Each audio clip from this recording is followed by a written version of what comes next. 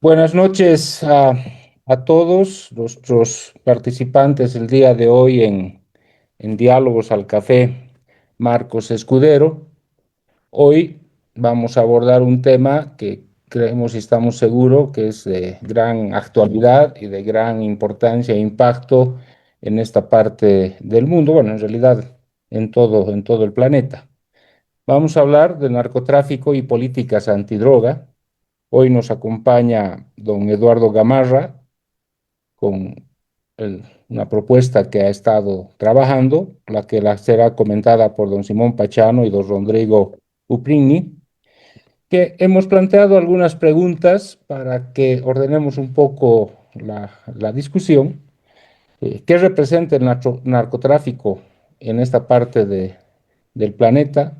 ¿Qué políticas han sido eficientes para controlar su expansión? ¿Cuál es la situación actual? ¿Qué podría plantearse en las nuevas circunstancias políticas a nivel nacional e internacional? Es un tema amplio. Hoy va a desarrollar en primera instancia don Eduardo Gamarra, que es doctor en ciencia política de la Universidad de Pittsburgh y actualmente es catedrático titular de la Universidad Internacional de la Florida. Nuestros dos comentaristas, que también son dos personas que conocen el tema a fondo, don Simón Pachano, es sociólogo de la Universidad de Chile y doctor en ciencia política de la Universidad de Salamanca y actualmente es profesor titular de la Flaxo en Quito.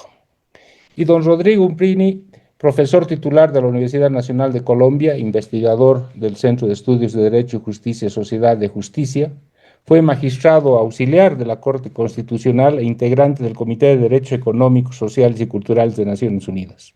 También, como nuestros dos anteriores invitados, autores de varias publicaciones y libros sobre este y otros temas.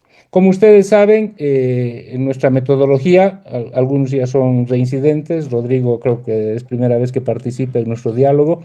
Normalmente, Eduardo, como proponente inicial, va a tener unos 20 minutos para desarrollar la temática y tanto Rodrigo como Simón 10 minutos para comentarlas. Luego abrimos participación a los participantes que quieran hacer algún comentario, alguna consulta.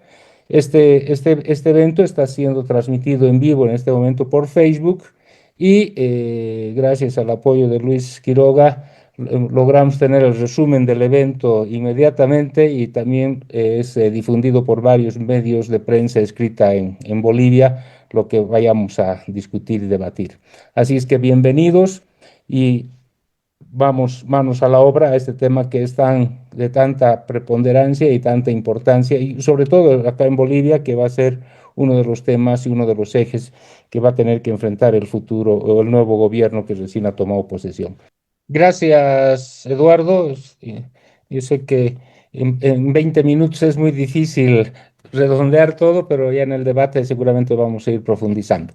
Lo vamos a invitar a don Simón Pachano para que nos dé su mirada desde el Ecuador, cómo ve la problemática del narcotráfico y cómo ve el rol de Bolivia en ese contexto del crimen transnacional. Simón, bienvenido y gracias por estar nuevamente con nosotros. Muchas gracias. Nuevamente un saludo para todos, todas, y gracias por la invitación a comentar esta excelente exposición de Eduardo, que me parece muy, muy interesante y muy suscitadora en términos de juntar, digamos, dos temas que son fundamentales. El uno, esta amenaza del narcotráfico que la vivimos en todos los países, y luego me voy a referir un poco al caso ecuatoriano en ese sentido. Y el otro tema, el de la erosión, llamémosle así, de la calidad de la democracia y que nos lleva a estos tipos de régimen de democracias disminuidas o de regímenes semiautoritarios, es decir, como se los quiera llamar. En este último tema yo vengo trabajando desde hace algún tiempo. Hace poco publiqué justamente un libro en que trato de identificar qué tipos de régimen se configuran cuando se afectan a determinados componentes de la democracia. Y creo que siguiendo un poco esa pista y lo que nos dice Eduardo, podemos decir que el narcotráfico afecta a componentes fundamentales de la democracia, como el Estado de Derecho, por supuesto.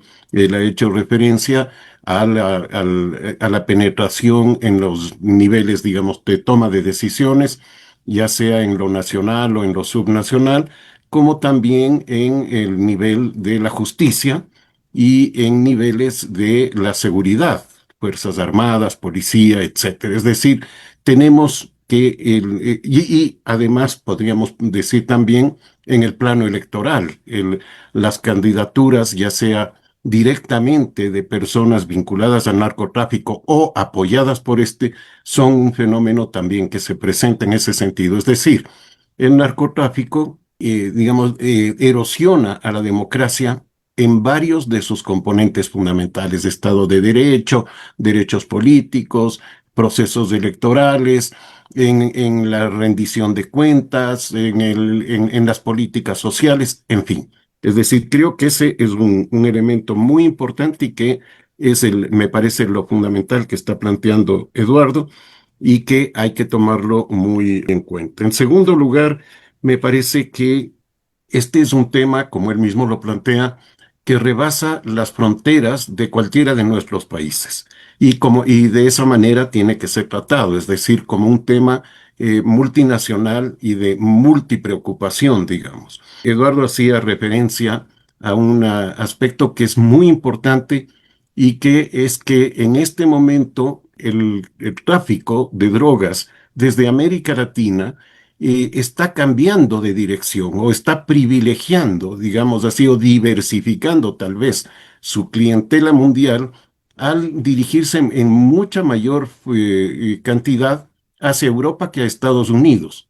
Estados Unidos está cambiando la cocaína que viene de América Latina, básicamente de Colombia, Perú, Bolivia, y por el fentanilo. Y esto genera un cambio importante en términos de la demanda hacia estos países y hay un paso hacia Europa y hemos visto cómo en puertos como Amberes, como varios puertos de Países Bajos, de Bélgica, de España, sobre todo en Galicia, pero incluso dentro del Mediterráneo, es decir, pasan el estrecho de Gibraltar, hay captura de grandes cantidades de cocaína y hay, digamos, presencia ya de violencia también en esos países. Es decir, creo que ahí hay una tarea pendiente para las relaciones internacionales de nuestros países de ir a acuerdos con los países consumidores que ya no son solo Estados Unidos, insisto, sino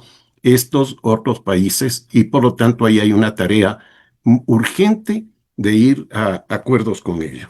Por otra parte, me parece importante el tema que también destaca Eduardo, de que ya no es un solo centro el que organiza el narcotráfico, sino que son múltiples carteles, llamémosle, que compiten entre ellos y que también hacen alianzas entre ellos. Y esto tiene varios problemas. El uno es que es una hidra de 1000 cabezas, que es más difícil combatir que un solo personaje que uno puede identificarlo. Y esto se reproduce adentro de los países.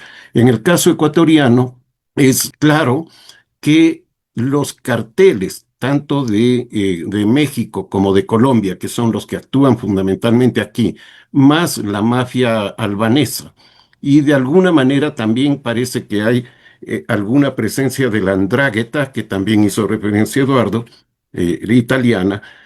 Estos cooptan, digamos, a las pandillas juveniles, a lo que en Centroamérica se llaman las maras, las convierten en mano de obra para el tráfico desde las fronteras, porque Ecuador no es productor de droga, no es productor de hoja de coca, ni tampoco tiene laboratorios. Por ahí se ha descubierto alguno, pero no es importante. Y es un sitio de tráfico, de tránsito. Tienen que pasar por la frontera y llegar a los puertos. Y para esto necesitan una mano de obra, y esa mano de obra son esas pandillas juveniles que existían y que no eran necesariamente violentas y que ahora tienen un nivel de violencia que está poniéndole a Ecuador en uno de los primeros lugares, está más o menos en el tercer puesto en términos de violencia, de muertes por asesinatos por violencia, digamos, de este tipo, ¿no? Y entonces esto genera una disputa también en el interior. Es decir, esa hidra de mil cabezas no es solamente en el nivel internacional, sino también que se presenta en lo nacional. Y esto trae otro problema, que es el de cómo combatir cuando además están matando entre ellos y están dando lugar a otro tipo de violencia o de formas de expresión de esa violencia, como son, por ejemplo, los secuestros, el sicariato, lo que acá se llaman las vacunas, es decir, cobrar para permitir que el desempeño de trabajos, de negocios, etcétera, ¿no? En fin, creo que este es otro tema que hay que tomarlo en cuenta. Y me parece que este aspecto, y estoy llegando casi a mis 10 minutos, este aspecto de la multiplicidad de actores genera otro problema adicional y que es muy difícil de combatir y es el de seguir la ruta del dinero. Que me parece que ese es un tema, una tarea pendiente y quizá la más importante incluso que la de la represión armada, en fin, que es muy, muy importante, por supuesto, pero la ruta del dinero a mí me parece que es la que debe ponerse mayor atención y es la más difícil por esta porosidad que estoy señalando, ¿no? Y el último aspecto que me parece importantísimo también de lo que señala Eduardo, él hablaba al comienzo de la vinculación entre el poder político, digamos, y el narcotráfico, y de ahí viene la denominación esta de el autoritarismo narcoautoritario, no, autoritarismo, bueno, el término eh, pero creo que hay un elemento que puede ser incluso más grave que ese.